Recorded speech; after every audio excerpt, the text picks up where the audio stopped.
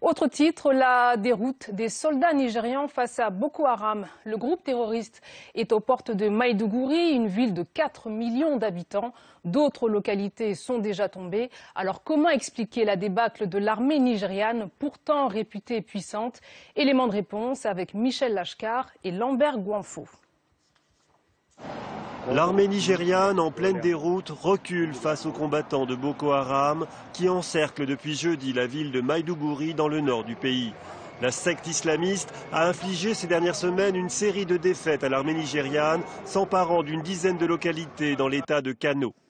Des soldats nigérians qui ont le plus souvent fui les combats pour se réfugier au Cameroun voisin. Ils tuent les gens pour rien. Tout s'est effondré. L'armée est en déroute. Nous n'avions même plus de munitions. Une armée mal équipée et mal payée en raison de la corruption qui règne à Abuja, selon un rapport publié à Londres.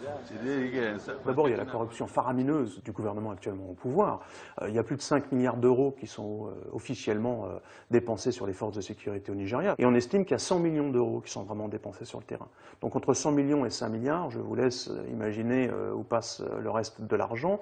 Quoi qu'il en soit, les soldats sur le terrain sont sous-équipés, ils n'ont pas d'essence, ils n'ont pas de munitions. Ils s'en plaignent, il y a eu plusieurs mutineries en ce sens. Les populations civiles fuient elles aussi les combats. L'échec de l'armée nigériane s'expliquerait également par le manque de soutien de la population, victime des exactions venant des deux camps. J'étais il y a 2 mois sur le lac Tchad en train de mener des entretiens avec des réfugiés nigérians qui fuyaient autant les atrocités de Boko Haram que les atrocités de l'armée. Et ce qui fuyait notamment, c'est la conscription forcée.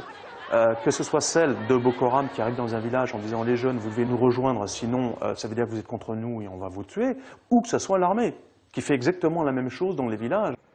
L'armée nigériane a non seulement abandonné ses positions, mais elle a aussi abandonné ses armes, facilitant ainsi l'avancée des insurgés, au grand désespoir de la population qui s'est réfugiée dans la ville de Maïdougouri, aujourd'hui assiégée et affamée.